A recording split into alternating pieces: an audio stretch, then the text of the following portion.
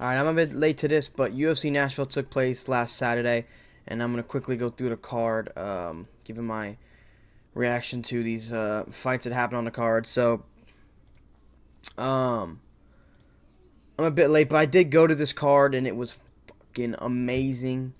Only the second event I ever went to, and this one was way better than the other one.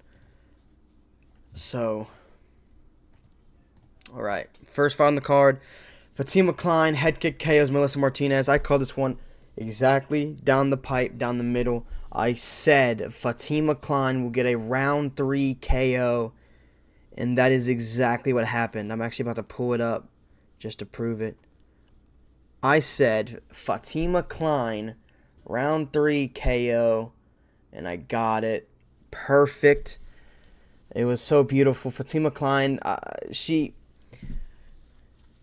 showed exactly what I said. I said that she is one of those females that goes out there and really tries to put harm on her opponent. It's for real. Fatima Klein doesn't go out there and try to tip tap. She doesn't try to outpoint. She goes out there to kill her opponents, and that's what I like about her. I like Melissa Martinez too. Tough break for her.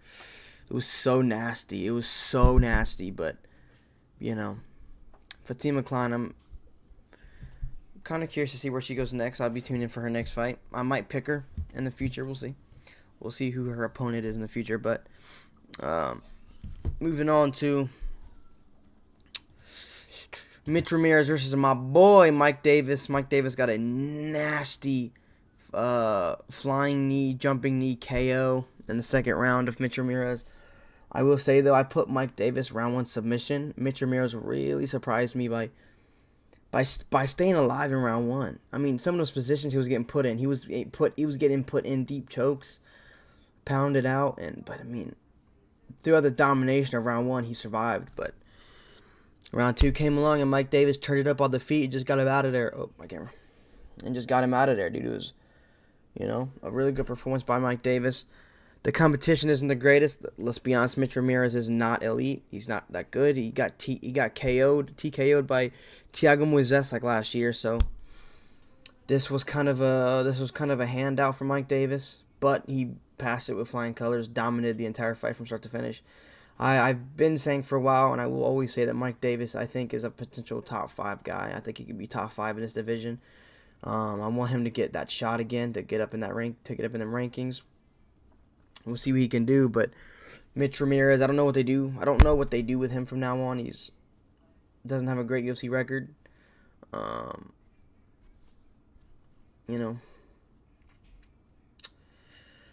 Anyways, the story of the fight was Mike Davis got a finish. We love that. Everybody loves that. Mike Davis is spectacular, so happy for him. Moving on to Kennedy Nzechukwu versus Walter Walker. Oh, also, I didn't say, but Fatima Klein got a performance of the night, and so did Walter Walker.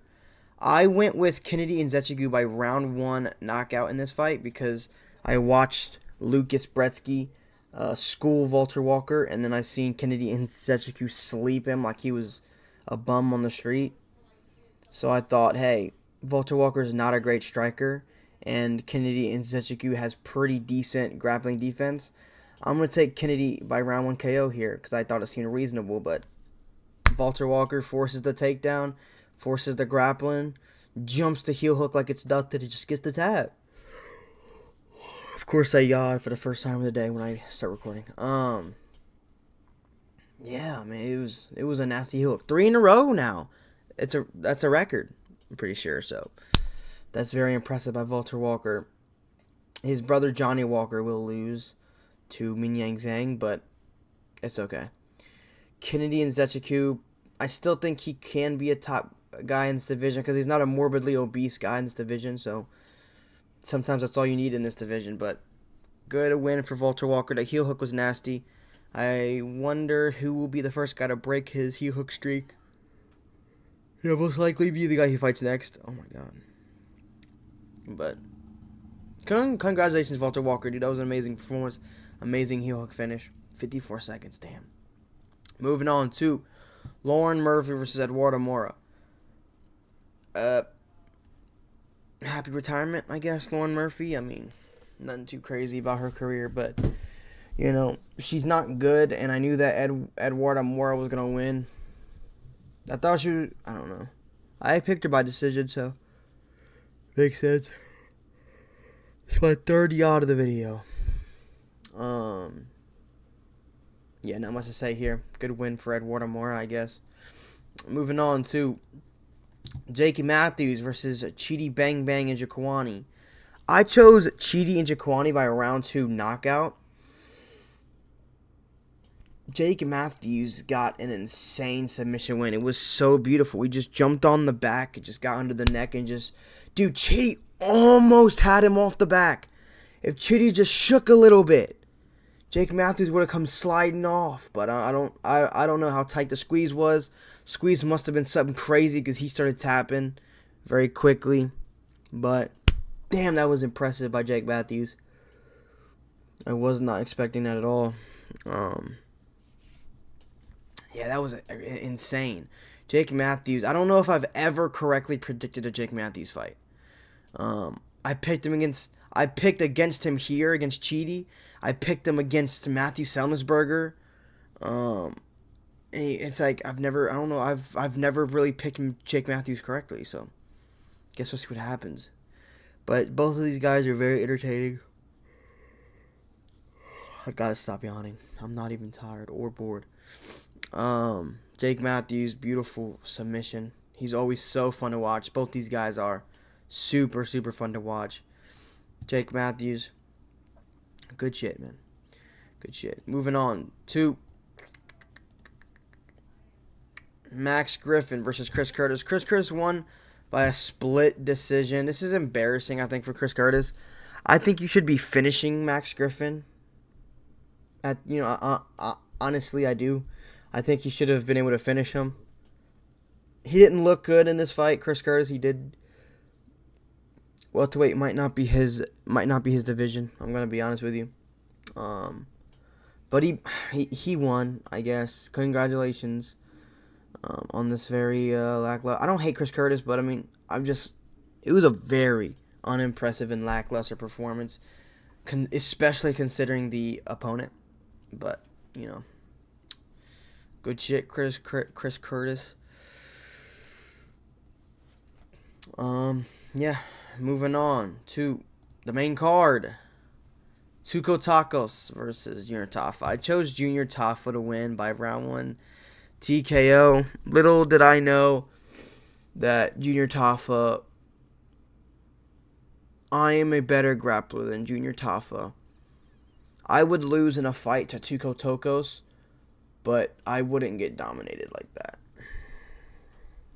Tuco Tacos, not only has he never won in the UFC prior to this, but he has never had even a single moment. You can lose a fight and still have a few moments. Tuco Tacos hadn't had a single moment or a single minute of success throughout all 3 of his previous fights in the UFC.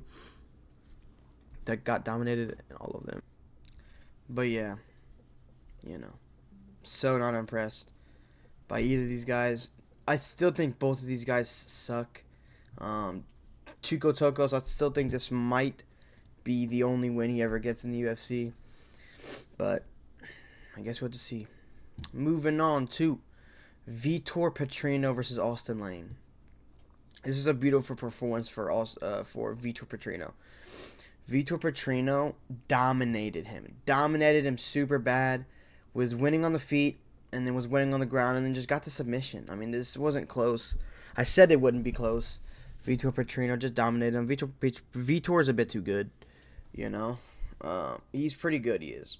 Lost to Anthony Smith. I don't understand how that possibly happened. And lost to Dustin Jacoby, But Austin Lane just sucks, and he should never compete again. He should never compete again in the UFC. But Vitor Petrino could be a force at heavyweight. 100% he could. Just going to be something we have to figure out, right? Anyways, moving on. Well, I mean, I could say a little more. Vitor Petrino, I think he was one of the biggest favorites on the card, dude. He had a massive favorite betting line. I didn't bet on this card, but I was super drunk at the event. Super drunk. But, Vitor Portino I think he's going to get ranked in the heavyweight division for sure. Moving on to Nate Landwehr versus Morgan Charrier. I chose Morgan Charrier by decision. He won by round 3 TKO, and it was pretty brutal too. I loved this performance from Morgan Charrier. The first 2 rounds he didn't look that impressive, but round 3 he just said, "You know what? I'm better than you, Unk," and just started throwing and got him out of there. This KO is also on my YouTube channel, so love that.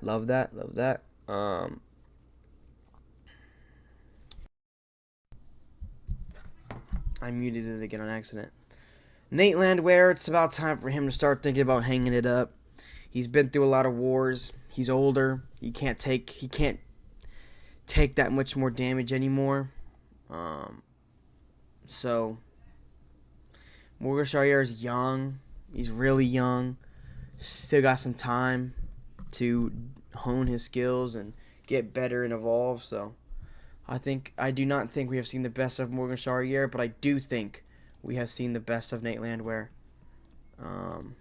Very impressive knockout from Morgan Charrier. The crowd was electric, man. Every knockout, every knockdown, the crowd was loud, man, and I was there with them. This was such a loud pop, even though people wanted Nate Landwehr because we were in Tennessee, and man, if I was saying to my sister and the dudes around me, like, dude, if Nate Landwehr gets a KO, plug your ears because the crowd is gonna go nuts. So, moving on to Calvin Kattar versus Steve Garcia. Man, this one hurts, man. This one hurts me. Because I really wanted Calvin Kattar to win.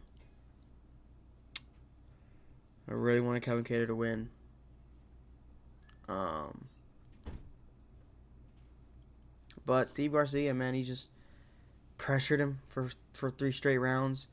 I posted Steve Garcia's knockdown on my channel as well. Kevin Kattar's done, man. When he tore when he blew his knee apart, that was it. I mean, yeah, he can't, you know what I'm saying? His footwork isn't the same. He can't move the same. Can't box the same. It is what it is. These older guys get injuries, especially with knees, and it's wraps for their career. Good performance for Steve Garcia, but I would still pick a pre-knee injury Calvin Kattar over Steve Garcia any day for sure. I don't think Steve Garcia goes far at all in this division. I don't know if he gets ranked, if I'm being honest with you. He's just too sloppy. He hits hard and he's dangerous, but he's only dangerous in certain moments, and there's a lot of guys in that top 15 that will pick him apart, I think. Kevin Kattar's done, though. You should probably think about hanging him up. He should probably wait to see if they do a fight night in his hometown and then retire there or something. But Kevin Kattar's done. Steve Garcia's still climbing the ranks, but we'll see where it goes from here. That knockdown was nice, and he kept the pressure going. It was a beautiful performance. Moving on to the co-main event, Stephen Thompson versus Gabriel Bonfim. Now, everybody knows that Stephen Thompson won this fight. Terrible decision to give this to Gabriel Bonfim.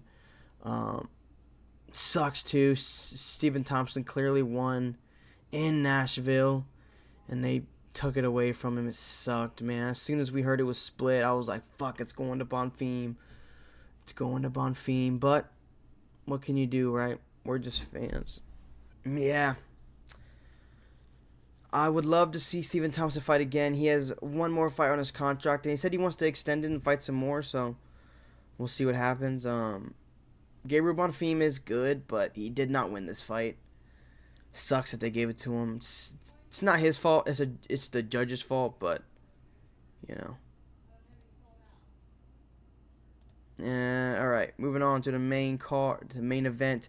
Derek Lewis versus Teixeira. Derek Lewis fucking colded him, dude. He didn't cold him. But I did agree with the stoppage, and I'm going to tell you why. Derek Lewis drops him, gets on top, ground and pound, punch. Teixeira uses all of the strength he has in the moment. Both hands.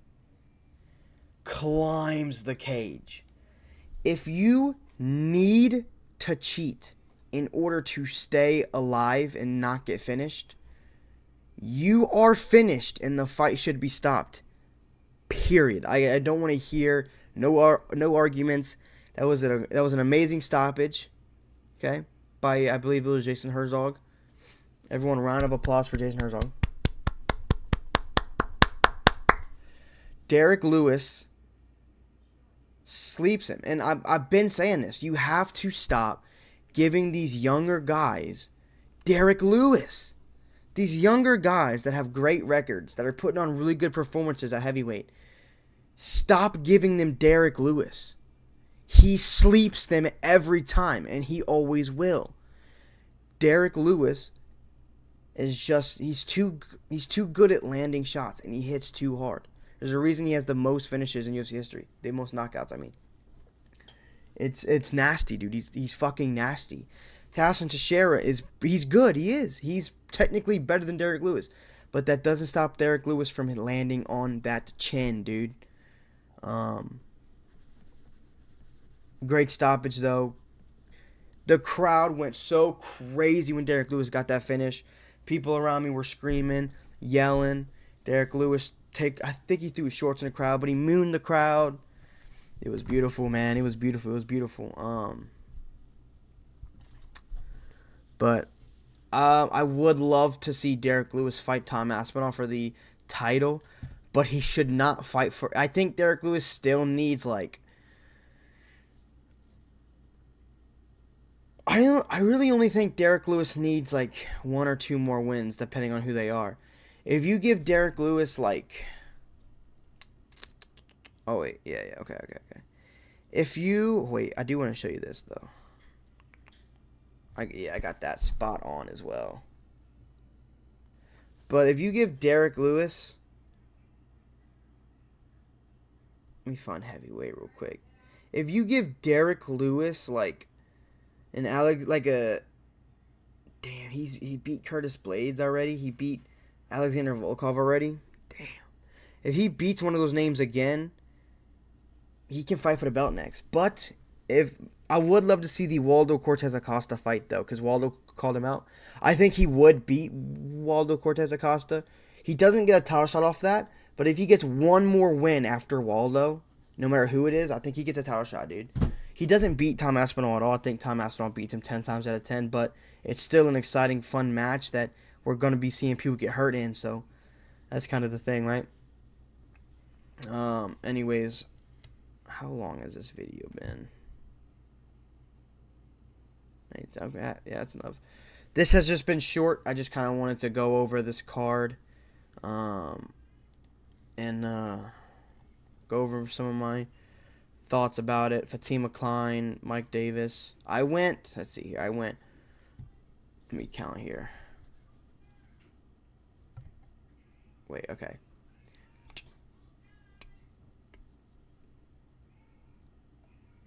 Jake Matthews, 1.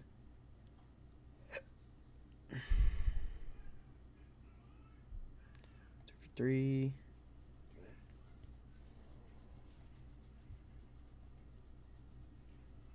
Okay. Alright, well. It was a really fun event to go to. Any event that is anywhere near me, I'm gonna try to I'm gonna try to be going to. So thank you guys for watching. I do this for every single card, no matter how big, no matter how small. We got Max Holloway versus Dustin Poirier this weekend. That's gonna be beautiful. I'm dropping my picks for the card in about 2 days or something like that. Hopefully I get a good night of picks. But thank you guys for watching this video. I'll see y'all soon. Out.